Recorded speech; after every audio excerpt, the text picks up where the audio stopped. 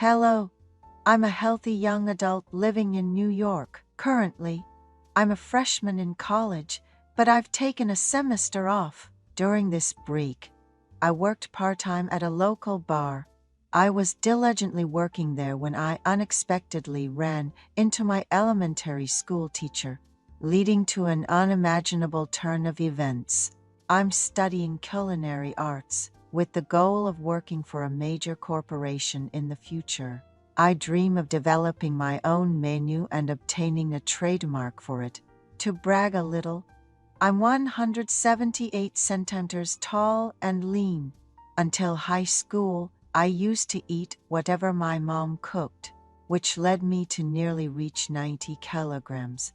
However, I lost weight after going to college, which defined my jawline and improved my skin's elasticity.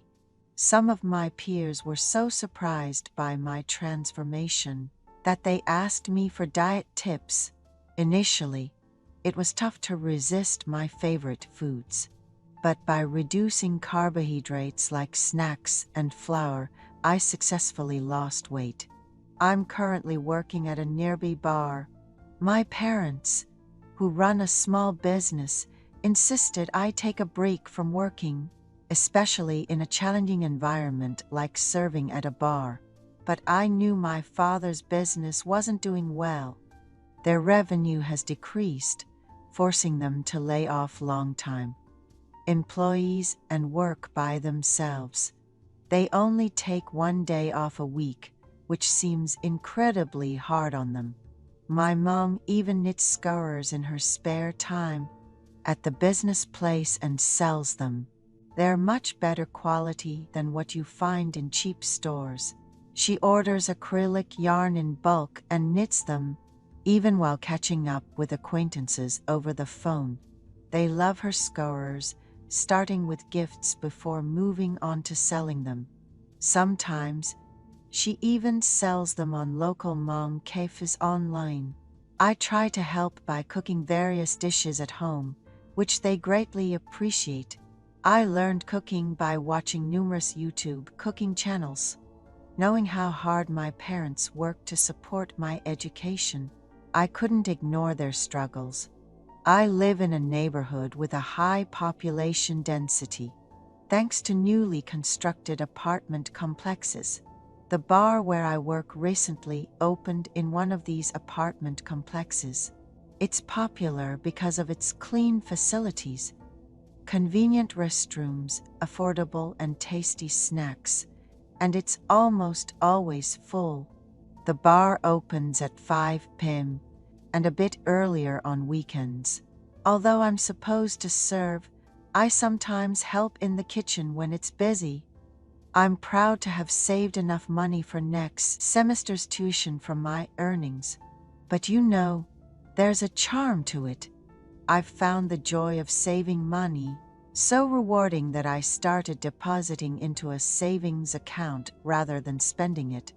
I'm hooked on checking my savings grow through the bank's app every day. The brewpub I work at is part of a chain, so while we have a lot of ready-to-eat bar snacks, we also prepare many dishes ourselves. Every day of serving, you see all kinds of people. Since our place is in a neighborhood area, it tends to attract more middle-aged men and women. Not many young folks come in. After working at the brewpub for a few months, I've seen all sorts of customers. There are those who come in late in the evening, a man and a woman, not looking like a couple, but talking about their kids with a certain spark in their eyes. It seems there's quite a few affairs happening. Sometimes, customers from different tables end up joining each other. I once saw a group of attractive middle-aged women chatting and drinking, and the gentleman from the opposite table ended up joining them. The dim lights and alcohol seem to spark curiosity in people. Although I don't quite understand it, working at the brewpub at a young age has allowed me to witness a lot. Of course, there are those who, feeling good from the drinks, decide to continue the party at a karaoke bar. Working here has made me detest alcohol. Oh, I wish people knew their limits. Sometimes people overdo it and end up vomiting, and I'm the one cleaning up the mess. Every time it happens, I think about quitting, but then I remember my parents and can't bring myself to do it. Thankfully, I have the stamina and perseverance to keep going. Embarrassingly enough, there are women who come in just to see me. It seems our brewpub got mentioned on a mom's community website. Brewpubs often hire young and tall part-timers. Someone posted about a good-looking staff member at our place.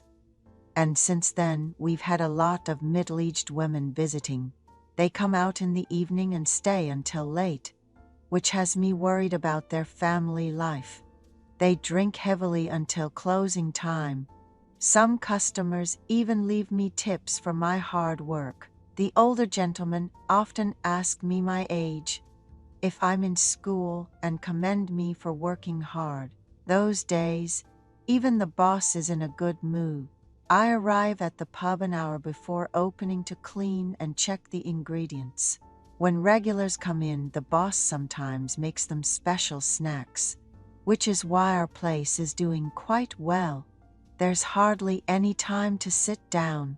My feet are sweating from all the serving, and I help with the dishes and tidying up after closing.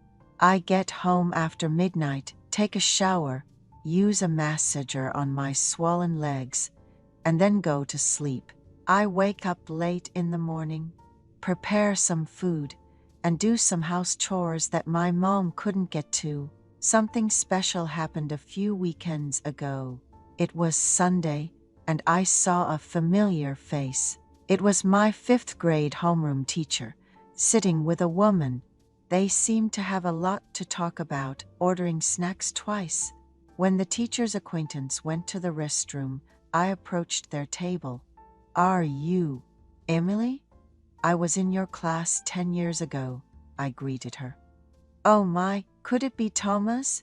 She recognized me immediately. She was so happy to see me, asking me to sit and catch up. The Thomas who always excelled in writing and consistently won first place in art competitions. "How could I forget?" she exclaimed joyfully. I asked for her phone number, and upon saving it, I noticed a wedding photo. "When did you get married?" I inquired. "It's been 2 years," she replied. When I asked if she had any children, a friend she was with joked, "This one's living the single life, always saying how lonely it is, and spends time dining out with friends before heading home alone." I didn't know what to say and just looked at Emily, who then shared, "Well, my husband has been on an overseas assignment for a year now, with 3 more to go. We had a blissful first year of marriage before he had to leave. I told him to go, and that I'd be fine continuing my teaching career here, but we make it a point to meet up in the country. He's enduring my school breaks." Emily had started her teaching career at the school right after graduating from college, which places her in her mid-30s now. She was very innocent back then, but left a lasting impression due to her warm interactions with every student. I had missed her, but felt too shy to reach out. It was even more delightful to learn she lives across from my apartment building. After reuniting, she visited our shop a few times with other acquaintances. Then one day, she suggested we meet for a meal. I was free on Mondays since my pub is closed, so we agreed to meet then. I went to her school around 4:30 p.m., the end of the school day, and borrowed my dad's car for the occasion. She mentioned a favorite barbecue place they often visited for staff dinners. We ended up dining there and lost track of time chatting away. She mentioned how she enjoys the bustling life at school, but feels incredibly lonely at home since there's no one to talk to. She invited me to her place for a casual drink. and I was curious to see how she was living. We stopped by a supermarket to pick up some drinks, snacks, and even toilet paper before heading to her apartment. Her place was charmingly decorated, reminiscent of a newlywed's home. We spent the evening catching up on friends and family, completely losing track of time. Then, with a serious look, she said, "Thomas, I've been feeling so lonely lately that I'm having trouble sleeping. Can you stay until I fall asleep?" I was too shocked to respond. After a moment, she went to change into a comfortable dress, still treating me with the same ease, as if I were still a child. I realized the teacher's intention and felt a deep connection with them.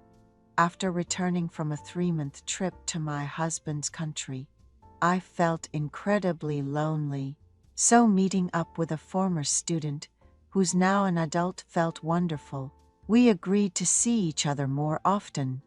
I've been spending quality time with my teacher frequently. The teacher would warn me about potentially risky days when we might be recognized by parents. And on such days, we'd either visit local eateries or travel to a nearby city for some shopping. We've even hit the nightclubs together, dancing the night away. Normally, the teacher would have coffee after work or head home early after dinner, but our dates have reduced the number of meals shared, with colleagues sparking their curiosity about what's been happening. Some joke about whether a new romance has blossomed, and the teacher, ever so innocent, can't even respond, just laughs it off, saying, "Sure, meet whoever you want when your spouse isn't around." My frequent meetings with the teacher have made our relationship much more comfortable than when we first met. Despite the decade of age difference between us, we get along incredibly well, which isn't something you find every day. Even on the eve of visiting my master, we were together,